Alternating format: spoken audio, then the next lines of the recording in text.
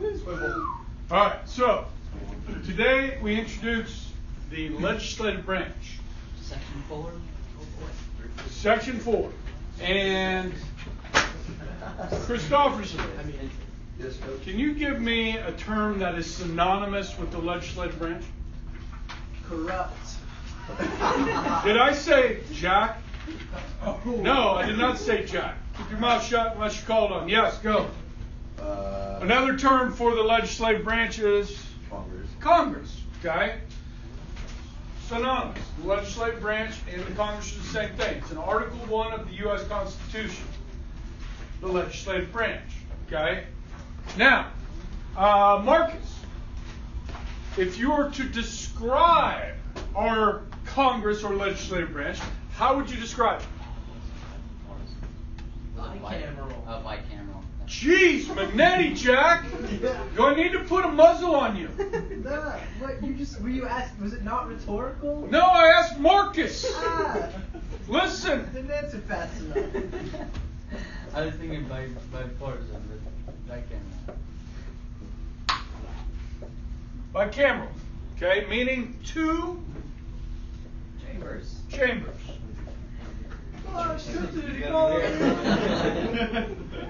And of course, Braden, Howell, those two chambers are referred to as what? Two bodies. What are they called? Nobody tell him. Two House of Congress. One's called, and the other's called. I feel like this is simple. It is. Senate.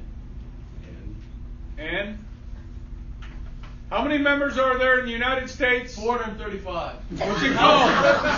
Yes! 435 in the House, 100 in the Senate. That's enough. Sick. Okay? Now we're getting somewhere. Okay? Now, how often are the elections, congressional elections? Every 2 years. No, every 2 years there's congressional elections. Even numbered years, every 2 years there are congressional elections. They get 6 years in there, don't they though? These people get 6. We're not getting into that yet. Okay? So every 2 years there's elections. Every even numbered year.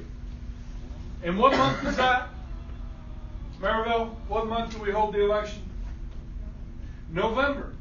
More specifically, Chris, what day? Stop! The first Tuesday after The first Monday. in November on even numbered years. Okay?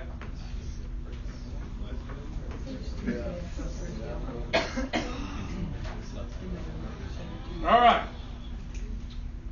So,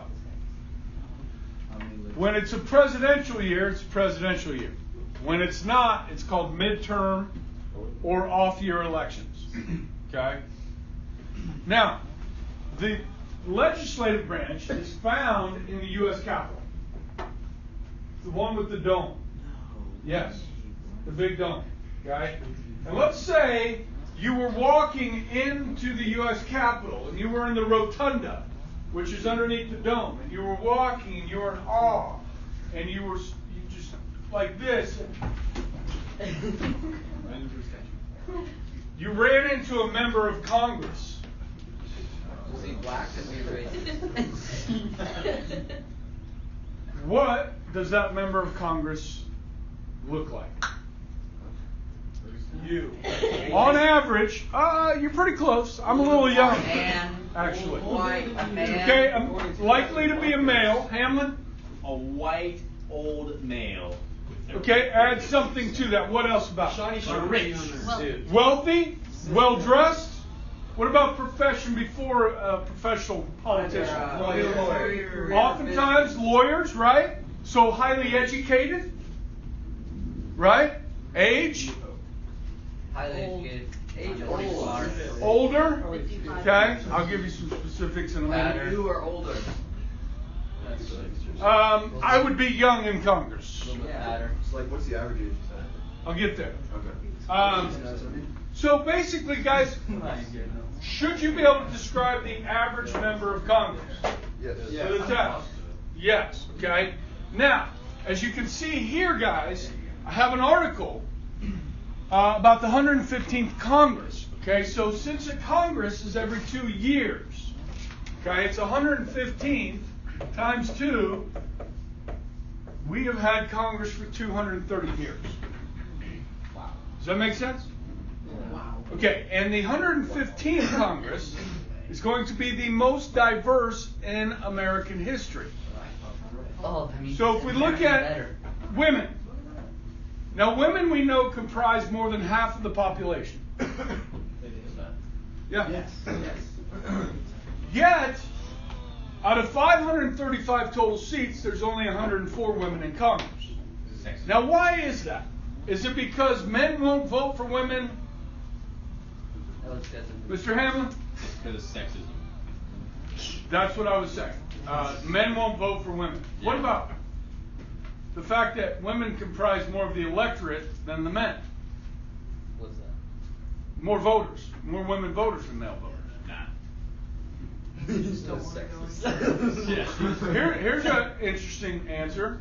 Women don't like to get into politics, go into politics, or run for these offices. Yep. I think it's And that is true. Yeah. Women do not run for these offices near as much as men, but you would be surprised, maybe not. But women, when they do run, they often win. Okay? As is shown by the latest numbers, more women are running and more women are being elected. Okay? Are there women that would vote for a woman just because she's a woman? No. Yes, Yes. unfortunately. Are there men that would vote for a man over a woman just because she's a woman? Probably. No. Probably. But here's the thing, guys. I think you're all smart enough to understand that you're going to want to choose the candidate, male or female, black or white, Hispanic, that thinks the most like you do, that has the same values as you have. Right? And that's how I vote. Doesn't matter what they look like. Okay? So, you see, 83 women in the House, 21 in the Senate. Anytime we talk about Senate and a number, a specific number, that's the same as the percentage, because there's 100. So 21%. Okay? If you look at Hispanic Americans, okay, a new record, 38 members with both chambers, okay, 34 in the House, and the Senate will have 4 Hispanic members. Okay? We're not there yet. Okay, listen. I'm going to start sending people out of the classroom and you sit in the hallway. Okay? Don't say something that's going to be disruptive. If you got something to add, I'll take it all day. But don't say it for the sake of being an idiot. Okay. Now, if you look at these, most of these are Democrats. Okay? But not all of them. Okay? If you go across the board, 38. Okay? People like Ted Cruz, he's Hispanic American. Marco Rubio, these are Republicans. African Americans increasing from 46 to 49. So it is safe to say, let me show you here. This is the total, okay? 102 minorities, 49 African Americans, 38 Hispanics. Now, about 13% of the population is African American. Okay, is 49 indicative of the population as a whole? Yeah. 49 of 535 is about what percent? Wait, it's More than 13. Is it more than 13? 20%, right? 23%. Yeah.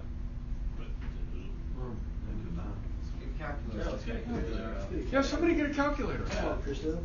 Christo, do it in your head. Tell the Swivl, too. So would you say, come on, somebody do the math for me, please. Bill did it wrong. Graph it, Zach. Yeah, just Graph the results, please. What? I'm not doing it. Are you Krista! 49. Do it on your freaking piece of paper Yeah. right there. You can do it in 2 11%. seconds. It's 11%. Okay, it's 11%. Are we doing it both House and Senate? 49 out of a total of 535 seats. So that's pretty close. 20%. How much? 10%. That's close. No. It's got to be. It's 11. 49. Rounds up to 11. 11.2. 1.2%. Okay. 0.3%. So, My bad. African Americans are a little bit underrepresented in Congress, That's but fair not enough. by a lot. Now, Hispanics are much more under what as a population, okay? But it's growing, and it will continue to, okay? Asian Americans Severely underrepresented. comprise about 5% of the U.S. population. Probably like 30%. That's about. So in the Senate, Asian Americans, you have 3, which is 3%. Okay. They are underrepresented somewhat, but they do have some representation. What about Jewish Americans? Got it. Really? Yeah. Oh. That's every. Oh, LGBTQ. Okay. They don't get it. Yeah, you got to get up with the term. 25 How do we voters. get 7 of them? Now this is not brand new. I can remember back in the 90s there was a member of the House named Barney Frank that was openly gay and served for many years for Massachusetts. So it's not something that's brand new. Okay, non-Christians, there are 2 Muslims, Keith Ellison, Andre Carson of Indiana, Nuts. both Democrats. And then Jewish, up from 28 to 30. 30 to 20. 30? Around 28. Yeah. So you're Up to 30 from 28. Yeah, shut up. Okay. And it's a mixture of Democrats and Republicans. Buddhists. Okay. There's 3 Buddhists. Hindus. Yeah, there's more Hindus in the room. Jews. Where's the Catholics? Okay, I'm going to get into that. Really coming. Oh, no. No, I have that in my notes. Okay. Now, listen, guys. You do not have to know these specific statistics, okay? But I want you to know generally, okay? Now, when it gets to, let me get into some other things. Like the average age in the House of Representatives is 57. The average age in the Senate is 62.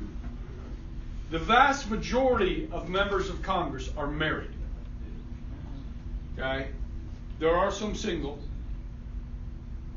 Education. Out of 535, 228 have law degrees. Say that again. Out of 538, 228 have law degrees. So almost half.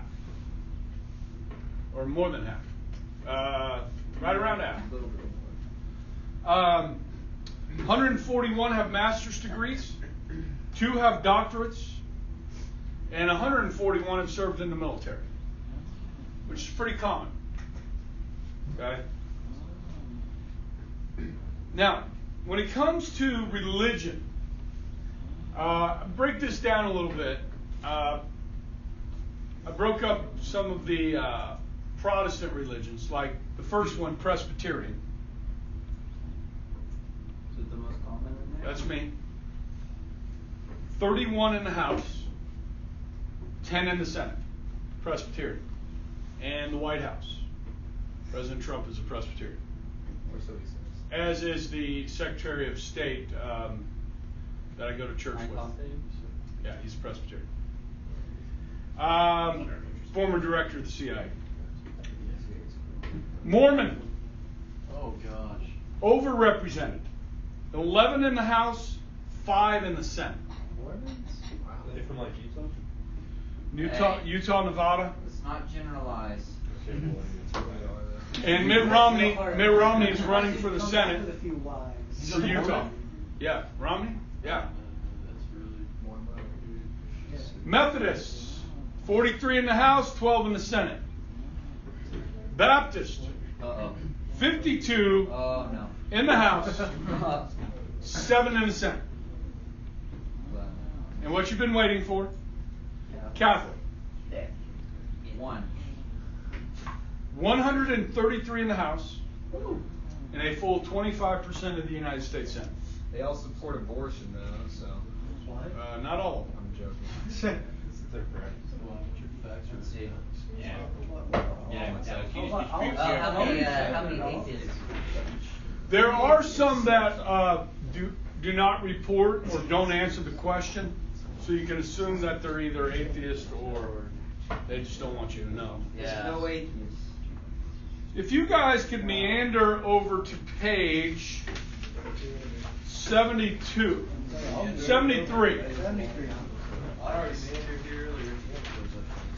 If you want, you can saunter over 73.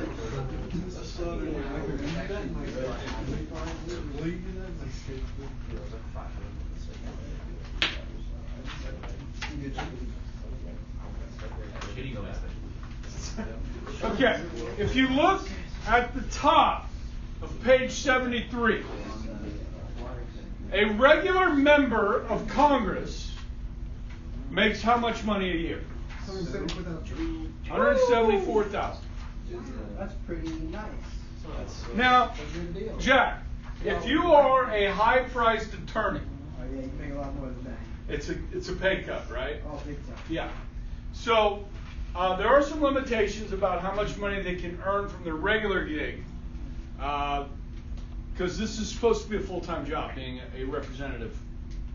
Okay. Now, leadership positions get paid a little bit more. In the Senate, the majority leader makes $139,400, and the minority leader $139,400. In the House, the Speaker makes $223,500. The majority leader and minority leader $193,400. Okay. Now there's a little bit of history there, and then if we go down to, you remember the 27th Amendment? Yep. Who sets their own pay? Congress. But if they do get themselves a pay raise, what has to happen before they Another get it? election. An election has to take place.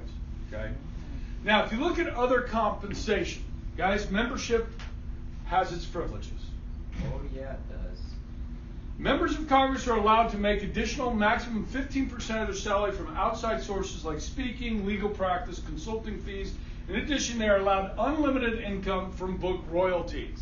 And we call that whose rule? Gingrich. Newt Gingrich's rule. Okay? Members are free to turn down pay increases. Some do choose to do so. Members of Congress receive retirement and health benefits under the same plans available to other federal employees. They become vested after 5 years of full participation. So if you're a member of the Senate and you serve out one term, you're vested. Okay? As it is for other federal employees, congressional retirement is funded through taxes and the participants' contributions. Members of Congress contribute a whole 1.3% of their salary into their retirement plan. That's not much. No, it's not much. What the heck? In addition to that, they pay 6.2% of their salary to Social Security like the rest of us. Here's some nice perks. You get a tax deduction for keeping 2 residencies. So you have one in your home state or home district and one in Washington. You get to write that off on your taxes. Free parking, nice perk. Where? Anywhere? In Capitol, Oh. at the Capitol building. Free plants for your office. What? 2 gyms and 3 restaurants at the nation's capital, but you do have to pay to eat in the restaurant. 62-year-old Stone Cozy engineer. Benefits that help them get reelected. Okay, here's a new term for you. Somebody that is an office holder and is running for reelection is known as an incumbent. Incumbents get reelected over 80% of the time. Here are some reasons that help with that. The franking privilege, which allows you to send free mail So if your name is Ron Estes and you represent the 4th District of Kansas, there's roughly 750,000 constituents in your district. Okay? You did it. You can send a flyer to all your constituents. Okay? Telling them how you're voting in Congress, what bills you've introduced, and so forth. Now, that's not really campaign literature, but it might help you get reelected. You know what I mean?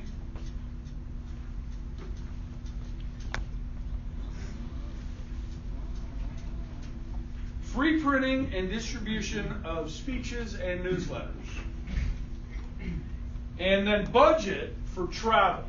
So if Ron Estes wants to do some town hall meetings in Hutch, go down to Arc City, and so forth, he has a budget for that. And for flying back and forth between Kansas and DC. He has a budget for that. How much? Probably depends on where he lives. Because if you live in California, you live on the West Coast, it's going to be more to travel. Or flying into Wichita is not cheap. What if he has his own plane? I don't think Estes does. Then they just use that money for fuel. Yeah, they write it off. Okay. What's up, Jay? Now, going to kind of get into what happens once you're elected. When does Congress convene, and what happens when they do? Okay. So, Congress convenes. I think I spelled that right. Yeah. Okay. Rarity. Thank you. All right. When is the president inaugurated? January what? 20th. Okay. Congress convenes on January 3rd. Okay. The first thing they're going to do is they're going to get together and they're going to caucus. Guys,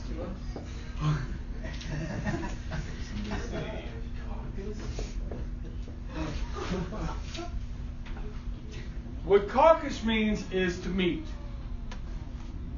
Okay. with your party. Now, if you happen to be one of these people,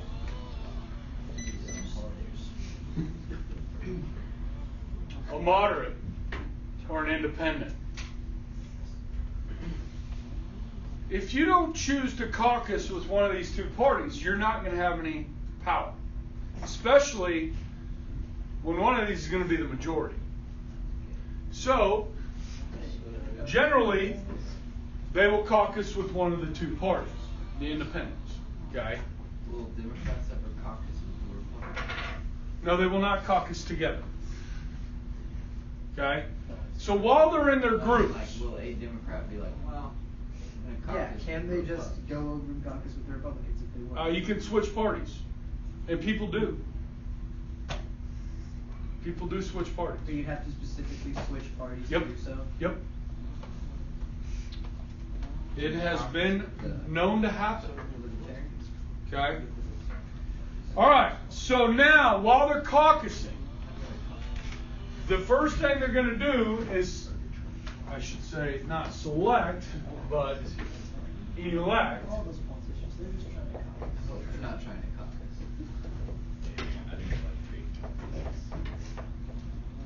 elect the leadership of your party. Now, this is very important. If you go to the page across from it, page 74, you can see the leadership positions. In the House, the Speaker of the House is like a dictator, guys. What'd you just say? And you're going to see that unravel. I'll explain that as we go through. A little bit today, a little bit more later. Okay? So the leadership, you see you have the minority leader, the majority leader, you have whips, and so forth. Okay? So, once you choose the leadership, Okay?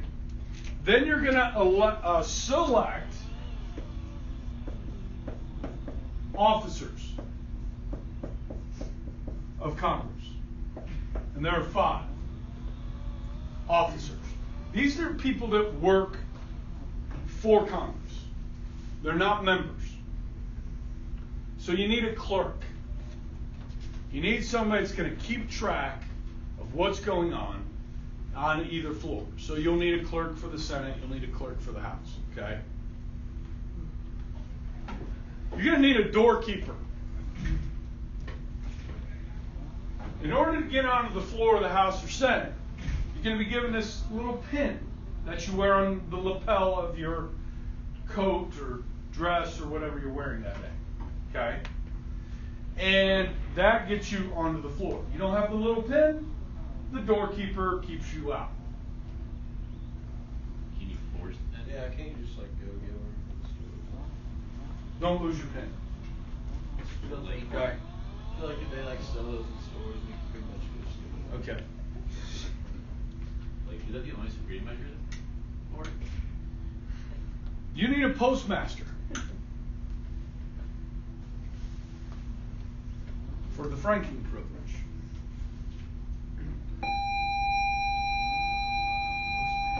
You need a chaplain.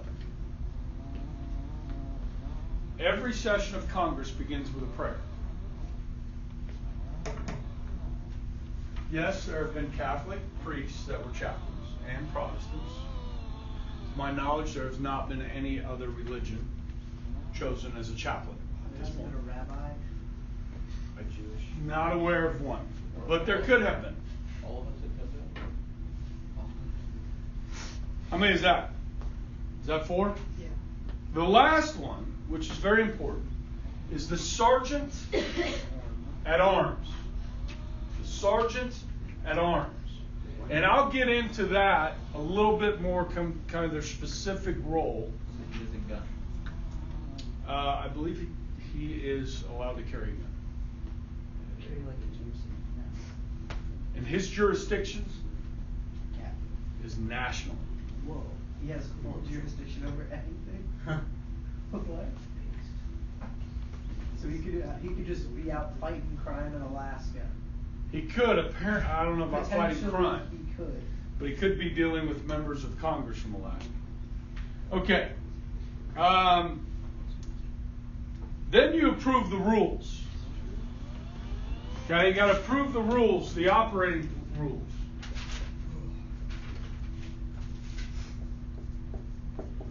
Now, since we've had 230 years of Congress, the rules are complicated. And there are over 400 pages of rules. It pays to know the rules. There's going to be at least 1 or 2 members of each party in each house that know these rules. And the Speaker and the Senate Majority Leader for sure know the rules. Okay?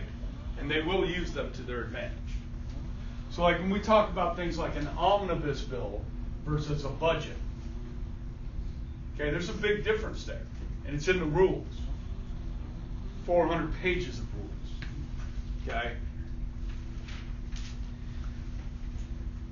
Then you're going to get assigned to committees.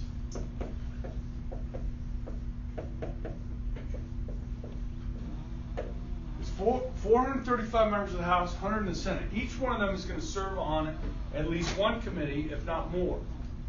So if you can meander over to page 77, what you'll notice there are 2 page 77s. And I left one in there for a purpose, to explain something to you today. So Ron Estes is a relatively new member of the House of Representatives. So he goes to the Speaker of the House, Paul Ryan, and says, Speaker Ryan, I want to be on this committee to represent the 4th District of Kansas. If Paul Ryan likes Ron Estes, He's going to put them on the committees he wants them to put them. He wants to be in. So if you go to the first page 77, you'll see a name crossed out at the bottom. What's his name? Agriculture. What's his name? There's no name. Okay, the one that is Like below that Roger was Marshall. one you meant. Tim Hulskamp. Tim Hulskamp used to represent. Is this thing not turning? Come on, wake up. Yeah, that costs a lot. That's good. Sold 10 Robux. Wow. Okay, so if I draw state of Kansas. Oh, that's kind of long. Right there. Okay? Whoa, that's the 4th congressional district. Whoa, what are you doing? We live in the 4th. Okay? That's the big one.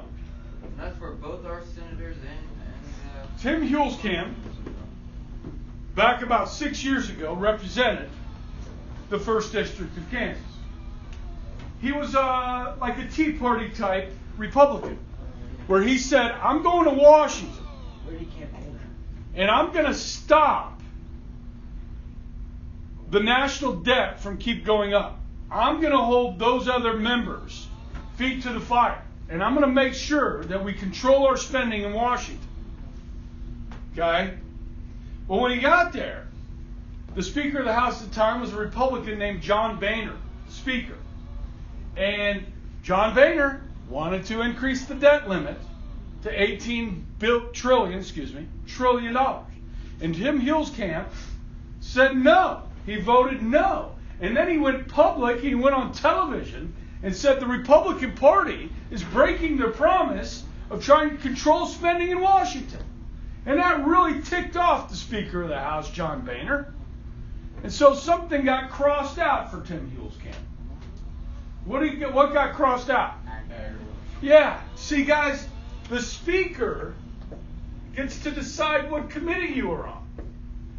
And if you make the Speaker mad, then you don't get to sit on that committee. So Tim Hulskamp runs for re-election for the 1st District, and there's a lot of agriculture out here. And his opponent, Roger Marshall, goes after him saying he's not even on the Agriculture Committee. He can't get along with the leadership in the party. Well, what did Tim Hulskamp do? He did what he said he was going to do. Right? So if I live in the 1st District, I'm voting for that guy. But the people of the 1st District said, no, we want somebody on the Agriculture Committee. So they put Roger Marshall. They elected him. And now the debt limit is now over $20 trillion. And we have a new Speaker of the House who's continued as a Republican to spend our money. Yes? Where do you even campaign in the 1st District? Well, you'd go to Hayes. You'd go to Liberal. You'd go to Dodge, Garden, Ellsworth, What a place. I think they hit the oasis of the Atchison, Holy Kansas. Russell. Where? Salina? Or is that? Maybe Salina. Yeah. Or Salina, just barely. Southeast. Nope. Can you meet that? This is like 2 and 3 here. Okay, so did you understand the power of the Speaker of the House right here? Or in the Senate, the majority leader that gets to decide. Now, Nancy Pelosi is the minority leader for the Democrats in the House. She doesn't have a say in what committees Republicans are on. She does have a say over Democrats. Speaker Ryan, who's a Republican, doesn't determine what committees Democrats are on. Okay. I was gonna say that. Okay? It's within their own caucus. And we're going to get into a lot more detail about these committees on Wednesday. Okay? So once you're assigned to a committee, so this is all happening in the first month of you being, of course you got to be sworn in too. Then basically the Congress waits around for the president to give his speech. Every January the president gives a speech. It's called the what? It's an address to the nation called the State of the Union. State of the Union address. Okay? You wait for the president. The president gives the State of the Union address, has an agenda. If the president is popular, has a lot of support, you follow the president. Let him lead. And you kind of take that agenda and go with it. If the president isn't very popular, well, you generally don't listen to him because the people don't want what the president wants. Okay? So when we talked about people like Ronald Reagan yesterday, okay, Reagan, when he was president, the Senate was controlled by Democrats. Yet he got some of the most historic tax cuts in American history with a Democrat-controlled Senate because he was so popular. You understand? So Democrats were like, I'm not messing with Reagan. I'm going to do what he says. I'm going to get reelected. Okay? All right, so that's where I am going to adjourn for today.